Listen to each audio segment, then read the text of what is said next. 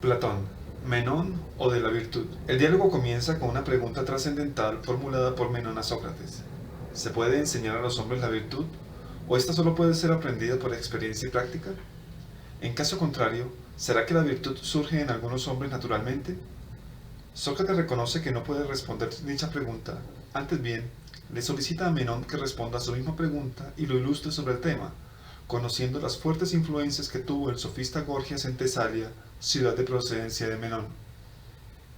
Este comienza afirmando que la virtud en el hombre consiste en manejar los asuntos del Estado, y en ello hacer bien a los amigos y mal a los enemigos. En la mujer, por su parte, consiste en administrar bien la casa, conservar lo que está en su interior y obedecer al marido. De igual forma, es distinta la virtud en el niño según sea varón o mujer.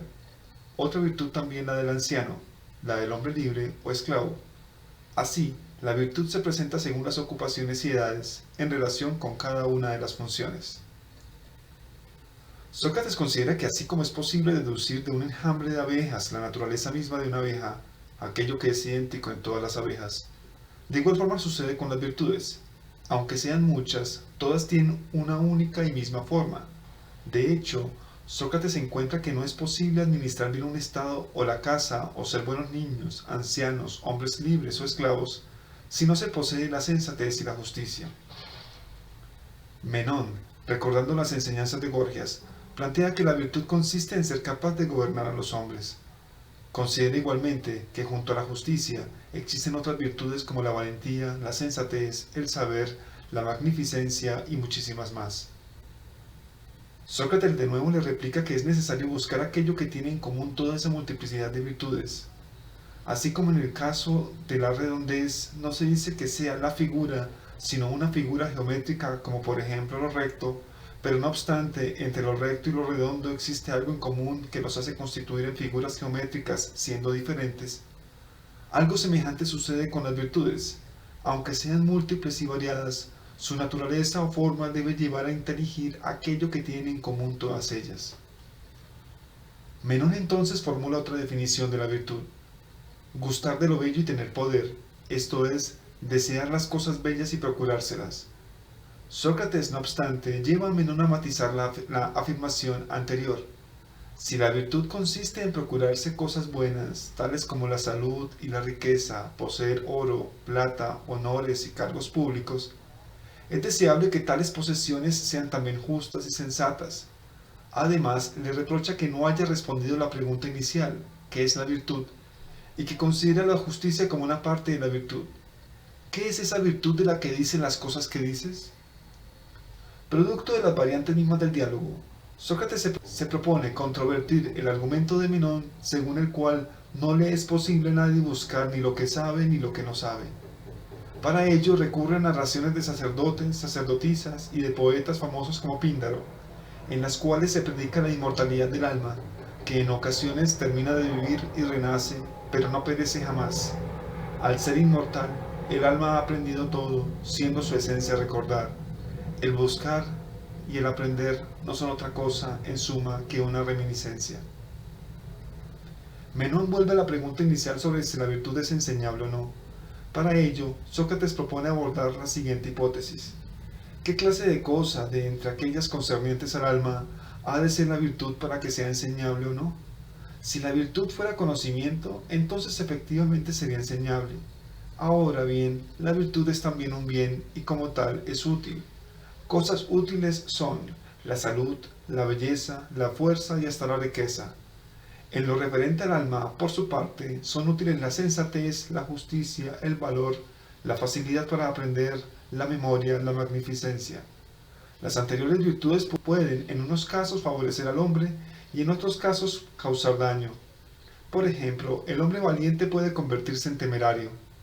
Por lo anterior, si la virtud es algo que está en el alma y que necesariamente ha de ser útil, tiene que ser discernimiento, puesto que todo lo concerniente al alma no es en sí mismo ni útil ni dañino, sino que, conforme vaya acompañado de discernimiento o no, resultará útil o dañino. El razonamiento anterior permite concluir que si lo útil es discernimiento y la virtud es útil, entonces la virtud es discernimiento. Así las cosas, la pregunta inicial de Menón sobre si los hombres nacen virtuosos o aprenden la virtud es resuelta por Sócrates afirmando que los buenos no lo son por naturaleza. No obstante, Sócrates duda de una parte del razonamiento anterior, pues si la virtud fuera conocimiento y enseñable, tendrían que existir maestros de la virtud.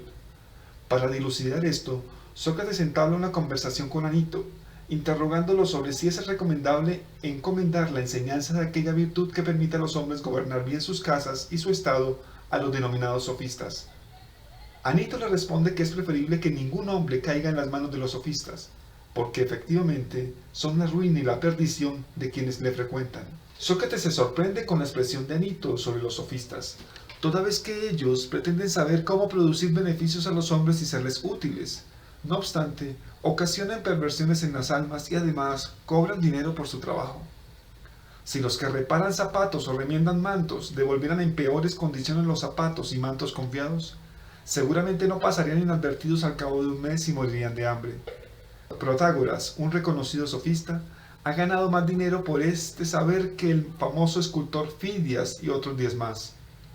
Protágoras en 40 años ha arruinado a los hombres que lo frecuentaban y los ha devuelto en peor estado que cuando los había recibido.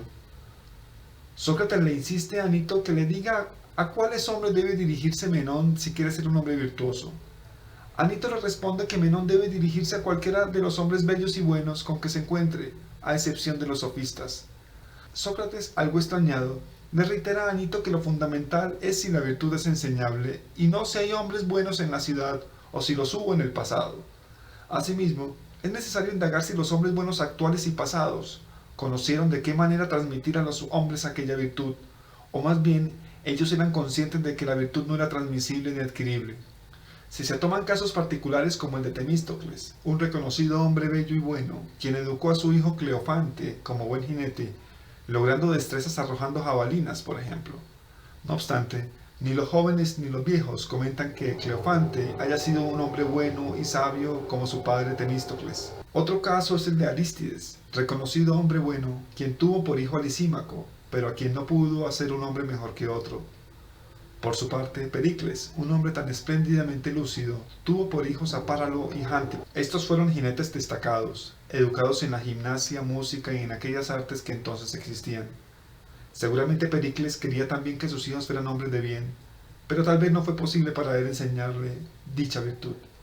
Anito, molesto por la conclusión expuesta, se retira de la conversación, pues para él Sócrates habla muy fácilmente mal de los demás.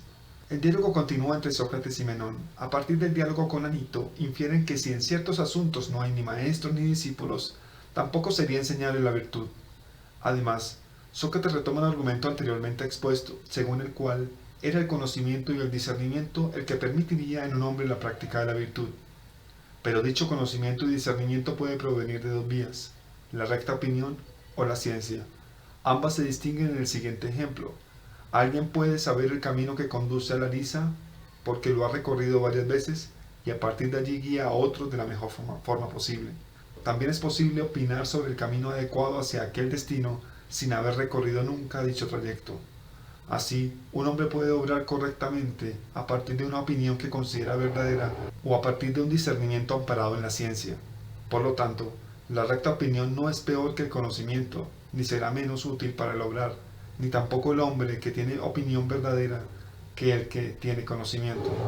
Así las cosas, el planteamiento trascendental de Sócrates respecto a la virtud es expresado así. Ni Temístocles ni los demás personajes famosos antes mencionados gobernaban al Estado por algún saber o por ser sabios. Por eso no estaban en condiciones de hacer a los demás como ellos, pues no eran tal como eran por obras del conocimiento. Estos gobernantes del pasado se asemejan a los poetas o adivinos, quienes también dicen verdades pero no saben nada de lo que dicen. En conclusión, la virtud no se da en los hombres por naturaleza ni es enseñable, sino que resulta ser un don divino, sin que aquellos que lo reciban lo sepan. Queda por determinar qué es la virtud en sí y por sí, y de qué modo la virtud se da en los hombres.